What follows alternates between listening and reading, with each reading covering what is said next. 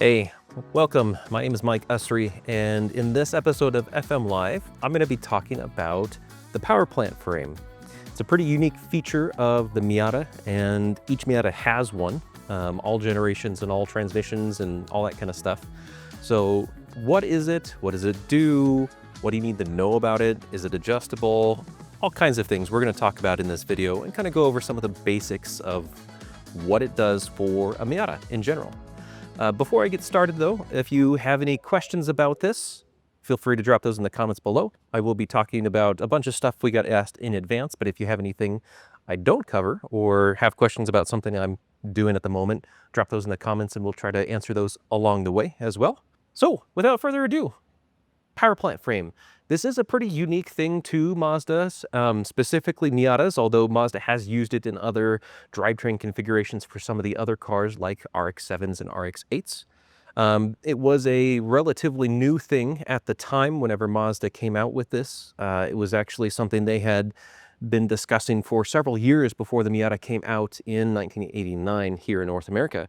So it is a kind of proprietary thing. You might have seen other kind of similar variants in some older cars. If you're at all familiar with some older European cars like the Lotus Europa, it kind of has like a delta frame that goes between the engine and the differential, and it's kind of a subframe to subframe thing, all inclusive. This isn't quite like that. This basically funny looking kind of lattice structure is what we're talking about here. This is a really goofy bent piece of aluminum with a bunch of holes in it. And this is the power plant frame. So in a Miata, this connects a transmission to a differential. And its job is basically to give it more rigidity, to provide a bit of structure between those two driveline components, keep them from twisting relative to each other. It also is something that it will basically give the whole front to rear a little bit of a stability boost, because it is giving more than just like the body of the car connecting the front and the rear of the car. This is connecting the front and the rear of the car via the driveline. So it is good for chassis rigidity, but mostly because of driveline is what it's about. This particular thing, Mazda's engineers actually really wanted to develop something like this to improve the driveline response. What is driveline response? Driveline response is talking about that when you press the throttle and the engine starts revving up, you start to accelerate, take away from a stop, whatever, that when you put your foot down to start moving, that immediately translates into forward motion. So they wanted to ensure that when you press the throttle, that the Miata actually felt like it reacted right away, that it was snappy. They didn't want to have any kind of delay where when you press the throttle, the engine starts to rock over and there's a little bit of kind of mushiness when the engine turns the transmission, turns the drive shaft, turns the differential, all of that kind of stuff, that there'd be any kind of delay whenever you press the throttle to when the car actually felt like it was moving. So to help adjust that or try to solve it, they came up with the power plant frame. So as mentioned, it goes between the transmission and differential, and it keeps them locked in place. They can't move forward or back, side to side. They can't twist or rotate without affecting the other end of the power plant frame. So this was a pretty ingenious move. They actually started developing this, I think, as early as 1986, if I recall. If you're really into the history part of it, there's some really good books by Jack Yamaguchi that you might check out. But basically, they talk about that they tried a bunch of different formulations of the power plant frame. They're all aluminum. They wanted to keep the weight light, so they went with aluminum. You can see that it is actually a pretty thick piece of metal. Mazda started off with a 6mm thick piece. They tried 4.5mm to drop the weight, but it kind of made it a little bit more flexible to the point that they didn't like it. So they went back to a 6mm thick aluminum piece. You can see that this is bent. It's not just a straight piece of metal, of course. This helps keep everything more torsionally rigid. This is in particular, this is from an NC Miata. The NAs and NBs are actually more of a C shape rather than this kind of Z shape like it is here. NDs are also a Z kind of shape. So the PPF itself did evolve over the years a little bit. It changed its shape, its design, but the overall function of what it's doing, connecting the transmission to the differential, is the same. They all do the same job. They just have a little bit different shapes, so that way they suit the different transmissions, differentials, and chassis. So now we know a little bit about the history of this PPF. What else do you need to know about it? Well, in general, PPFs don't really need a whole bunch of maintenance or additional care. They're very simple.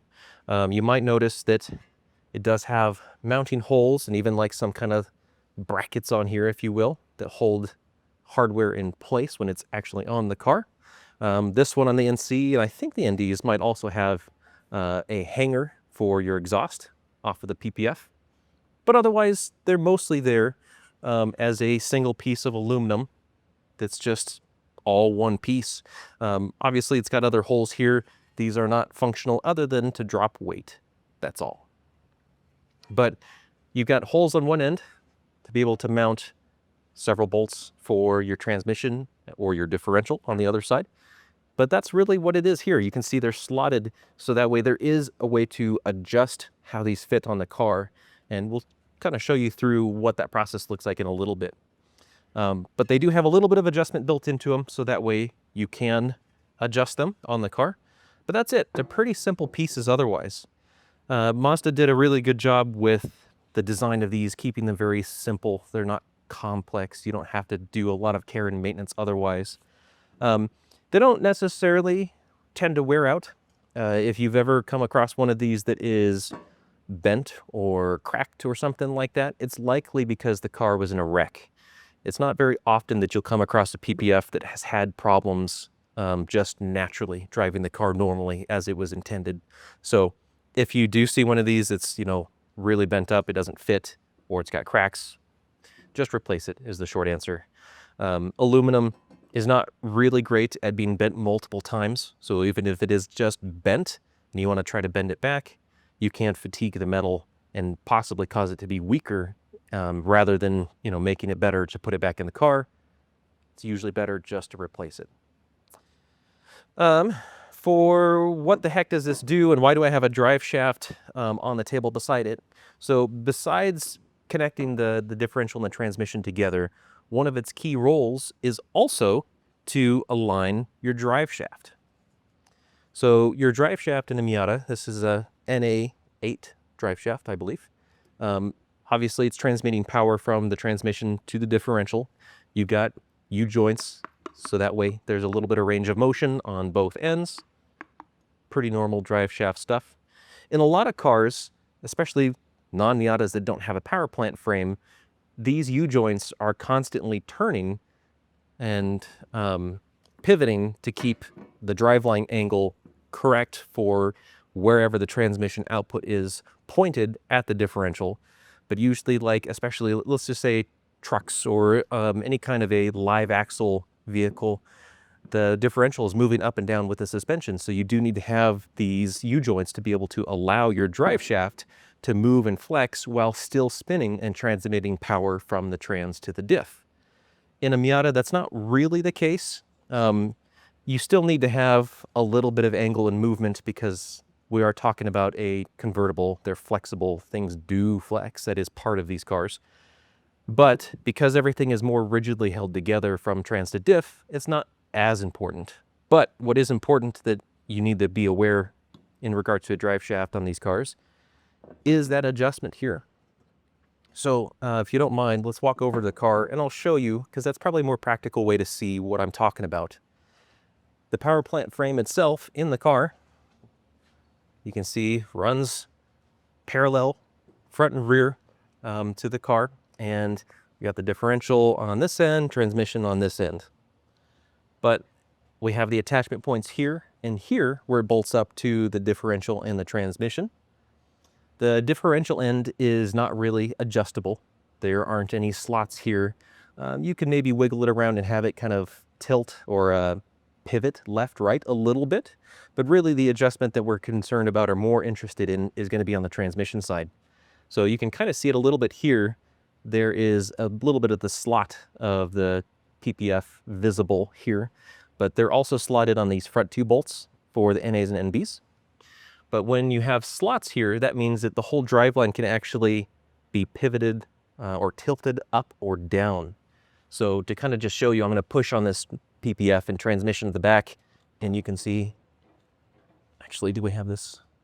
Oh no, that's loose. It's just a little bit, and maybe you can kind of focus in on this bolt here, Logan. But as I push, you can see it moves around a little bit. There we go. So that movement, it's changing the angle of your transmission output to your differential, and you're actually able to shift that just a little bit. We're talking a minute amount, you know, a few degrees at max, really. Right now, this is kind of relaxed. If you loosen these bolts even more, then you can get a little bit more travel out of it. But essentially, you've got a little bit of that movement, and there's always going to be an ideal angle for the transmission where essentially, if you can, get it pointed directly at the differential. And that means that the U-joints aren't having to rotate and pivot the whole time as the shaft is spinning. So there's less overall wear of the drive shaft itself or the U-joints in the drive shaft. So this adjustment is something that can be done or should be done anytime you have the PPF out of the car, such as if you do a clutch replacement or something like that, where those components are coming out. If you have it to where it's loose like that and you just tighten it up, you don't do any kind of active adjustment, then that can actually have an effect where now, even though it's only a little bit more, your U-joint, instead of being more straight pointed at the differential, that it's going to be naturally having a little bit of angle to it. And that's not necessarily going to hurt anything if it's not terrible.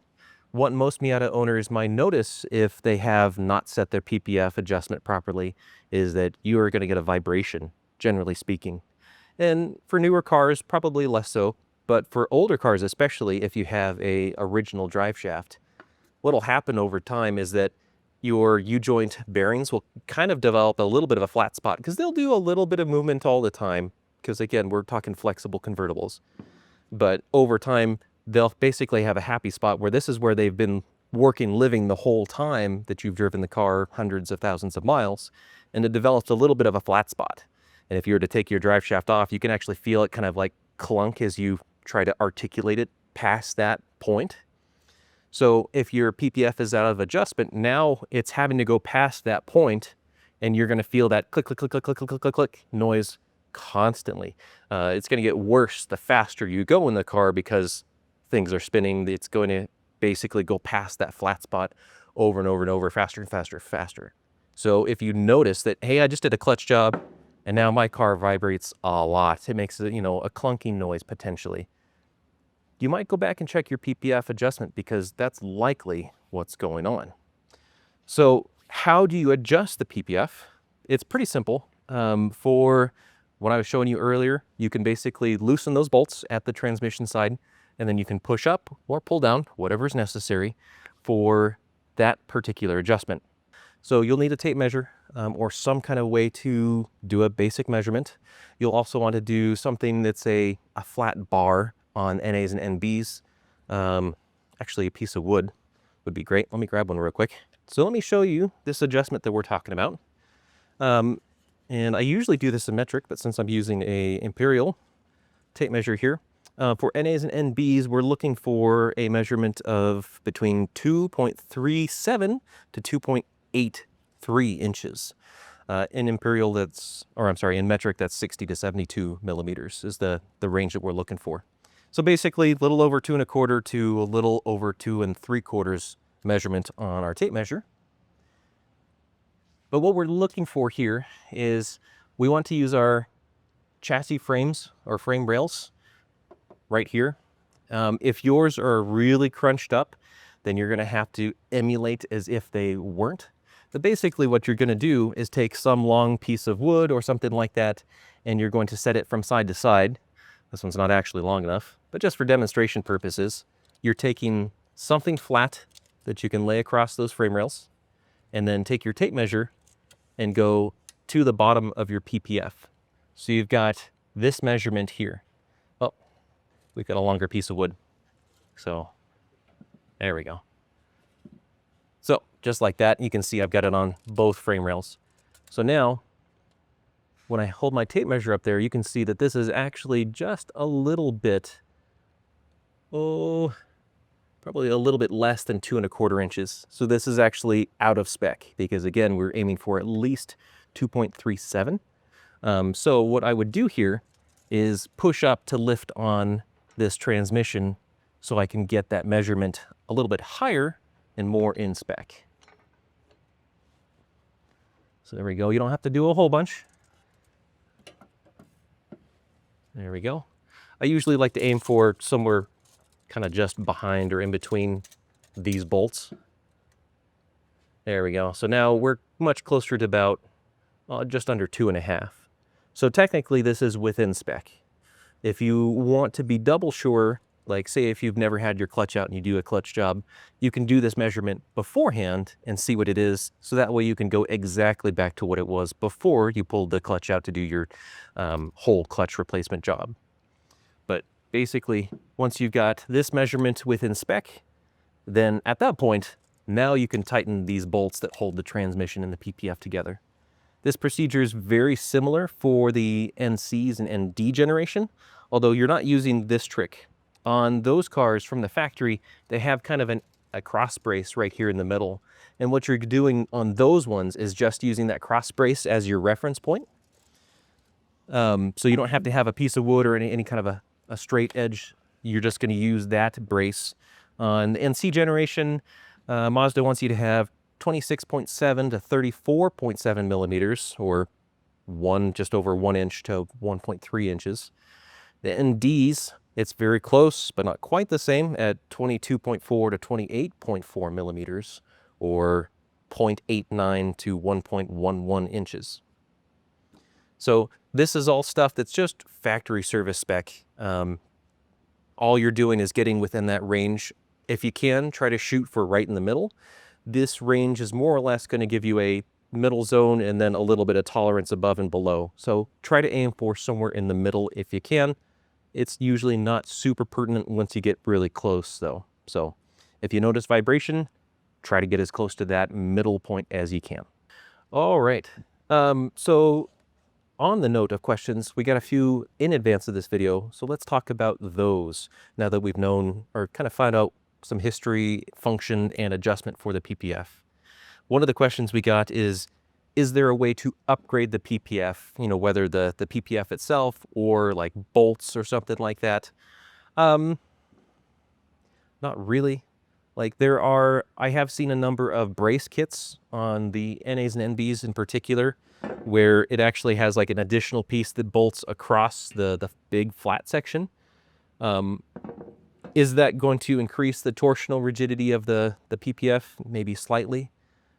What I will tell you from having experimented with my own homemade version years ago is that if you were to do that and cover up these holes, essentially, that are for weight savings, what it also does is it covers up a way for sound from your drive shaft and transmission and differential, because everything's spinning, does make a bit of noise. It's going to cover up that pathway for the noise to basically shoot out and away. And now it's going to reflect back and forth within the tunnel. And it makes a lot of whirring noises that you're going to hear inside the cabin. So if you like that, I guess, go for it. But I actually recommend don't. It was more of a hassle and an annoyance. So I took that out very shortly after I tried it out. Bolts-wise, I don't think that really we've seen any issues with the factory bolts failing, other than maybe in some of the older cars, if you had a car that's lived near the ocean or something like that, that they can get corroded. But that's not really a fault of the fastener, other than maybe the coating getting worn off. So not really necessarily any failures there. It was noted that there have been a few NDs in particular that have cracked their PPFs. And I think that those were in racing scenarios. We've actually never had a cracked PPF on an ND, and we run around with turbos all the time. Not to say that it's impossible. I know that it has happened, but it's not a common issue in those kinds of cases. If you're racing at the extreme level and it happens to you, you might consider just having one on hand as a backup if you needed to. But for most people, especially street-driven Miatas, even with power, horsepower adders, not really something we've ever had to dive into to figure out a better solution. These actually work pretty well from the factory. Another question we got about, upgrades and stuff is, what about a hypothetical carbon fiber PPF? Would that be better? Would it be stiffer? Would it be lighter? It'd probably be lighter. Would it be stiffer? I'm not quite so sure. Carbon fiber is can be a very rigid material, but when it comes to torsional rigidity, I think you'd have to change the shape quite a bit to get this level of torsional rigidity compared to just this aluminum.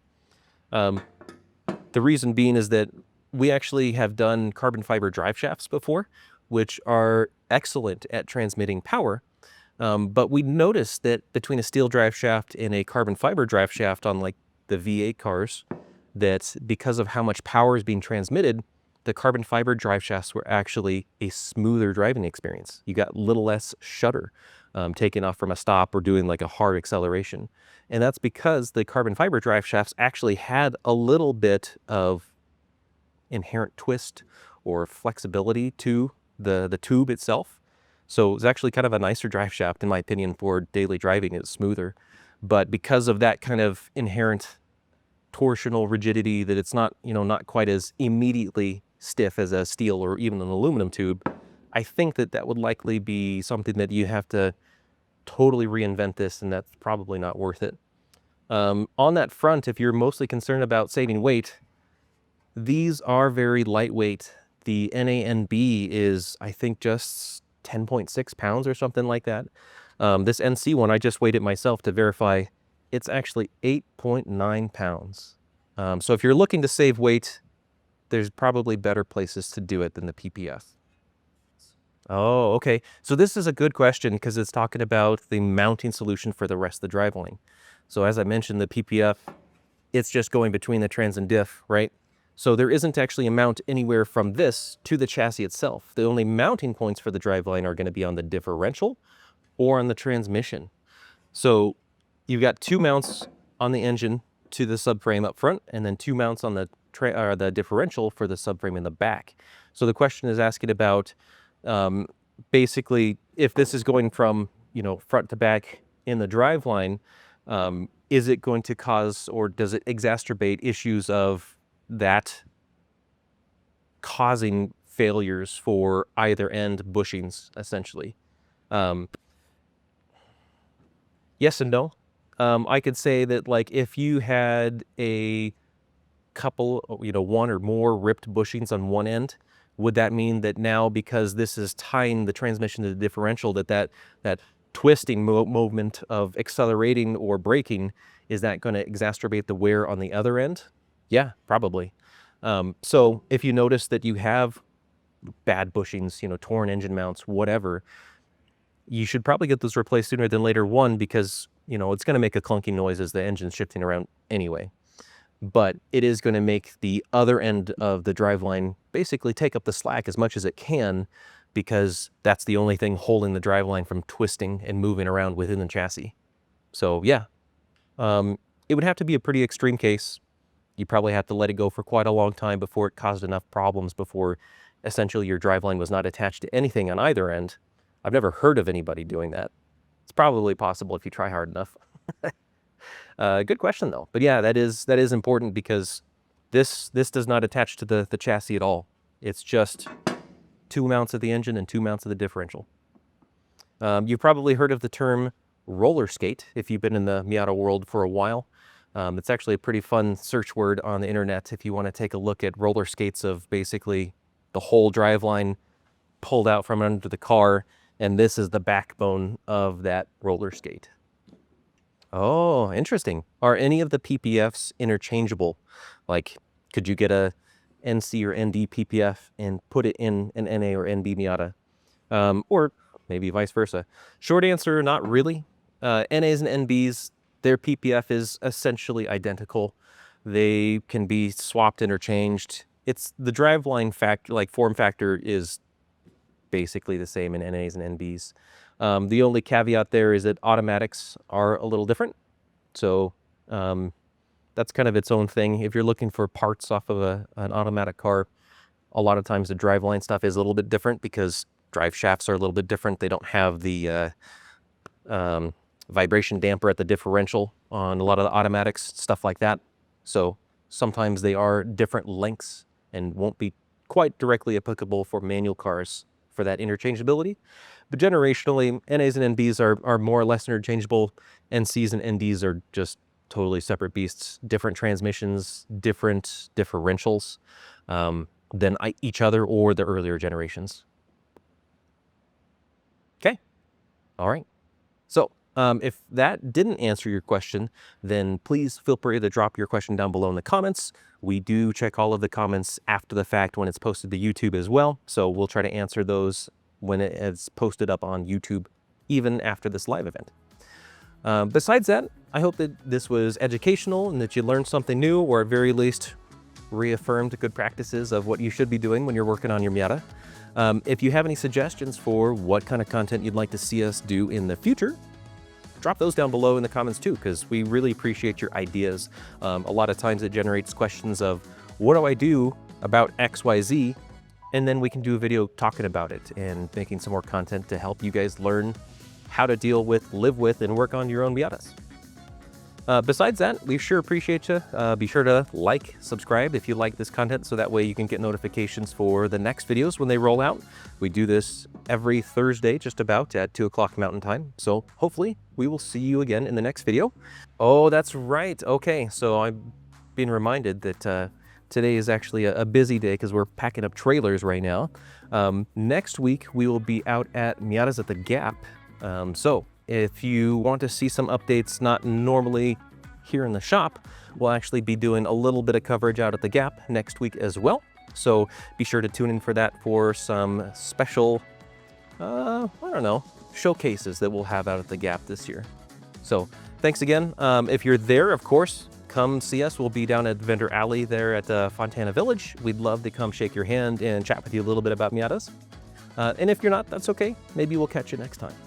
But either way, thank you so much for watching. We really appreciate you. We will see you later.